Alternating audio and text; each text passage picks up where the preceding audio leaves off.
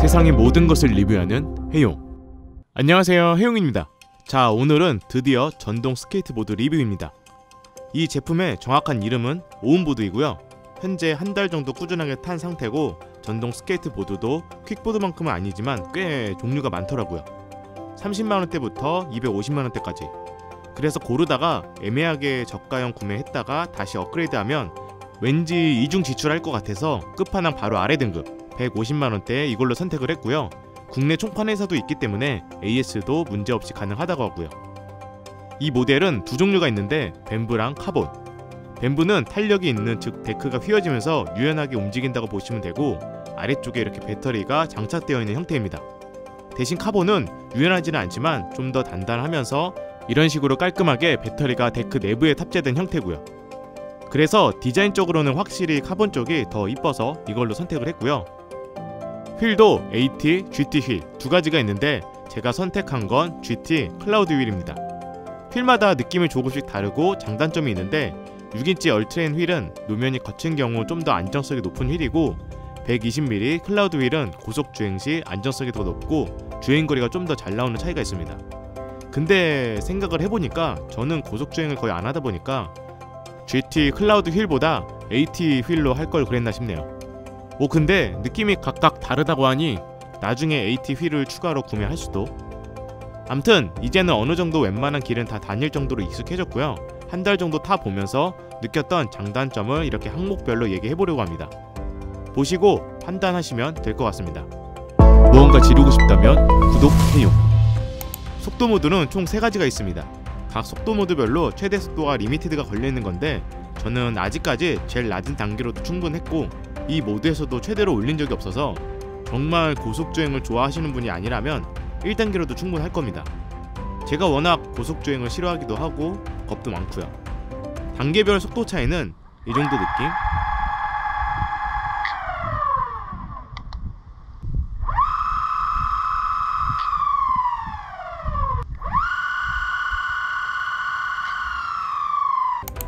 리모컨 버튼 중에서 여기를 2번 누르면 전진, 후진, 변경이 가능합니다. 위에는 전원 버튼이고요. 그래서 여기 레버가 있는데 뒤로 당기는 건 무조건 브레이크 기능, 고정이고요. 전진 모드에서는 위로 올리면 전진, 후진 모드에서는 위로 올리면 후진이 되는 거죠. 이게 어떻게 보면 장점이면서 단점인데 정말 민감합니다. 누르는 만큼 속도가 정해지는데 아주 살짝 누를 경우 이 정도로 엄청 느리게 주행도 가능합니다. 즉 내가 원하는 속도를 미세하게 힘 조절해서 주행이 가능하다는 장점이 있지만, 실수로 팍 누르면 전진이든 브레이크든 급출발, 급정지가 되기 때문에 몸이 튕겨져 나갑니다.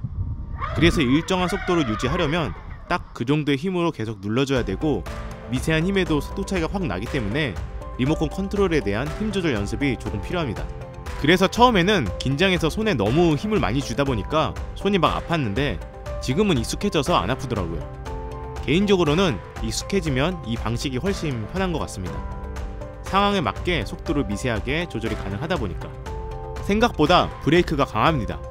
즉 아까도 얘기했듯이 리모컨에서 눌러지는 강도에 따라서 엄청 민감하게 즉각적으로 반응하다 보니까 강하게 브레이크를 주면 몸이 튕겨져 나가게 됩니다. 제가 알기로는 일부 다른 모델은 브레이크를 세게 해도 튕겨나가지 않도록 서서히 느려지면서 제동거리가 엄청 긴 걸로 알고 있습니다. 이건 장단점이 있는데, 브레이크가 약한 경우 튕기는 현상은 없지만 제동거리가 길어져 그 거리만큼 잘 계산을 해서 브레이크를 잡아야 원하는 곳에 정지가 되기 때문에 상황을 잘 예측해야 되고, 브레이크가 강한 경우에는 튕기는 현상은 있지만 속도 조절과 힘 조절만 잘하면 내가 원하는 위치에서 더 편하게 정지가 가능합니다. 이것도 처음에는 어려웠지만 익숙해지면 이게 더 편하더라고요. 일단 세웠을 때는 이 정도 느낌이고, 무게는 11kg입니다. 절대 쉽게 들고 다닐 수 있을 정도의 크기도 아니고 무게도 아닙니다.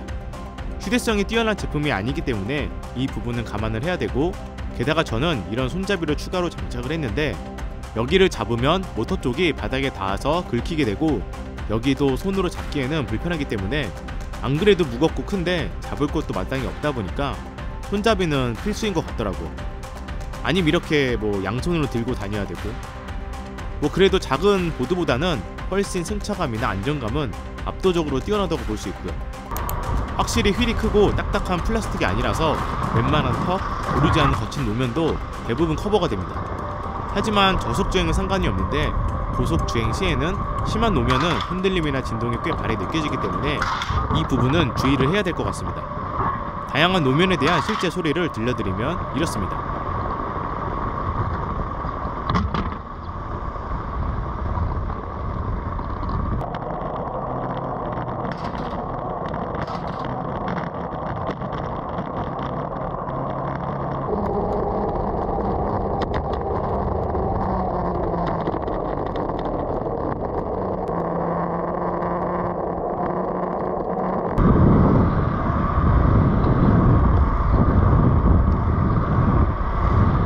이 제품의 경우 이렇게 2단 구조로 된 더블 킹핀 방식인데 대부분 저가형 보드는 이게 한계입니다.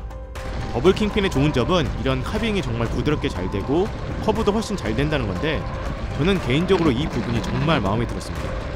물론 저가형 보드를 타본 적이 없어서 비교는 못 해봤지만 연습을 하면 할수록 이런 카빙이 정말 부드럽게 잘 되고 생각보다 웬만한 극커브도 무리 없이 가능하고 유턴도 잘 되더라고요.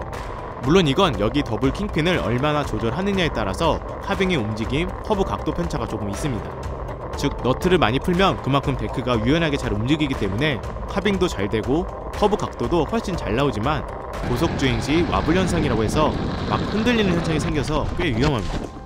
그래서 본인에게 맞게 조절하는 것이 중요하고 저 같은 경우에는 뒤에 모터 쪽은 둘 다 꽉 조이고 앞에 여기만 넉넉하게 풀어준 상태입니다.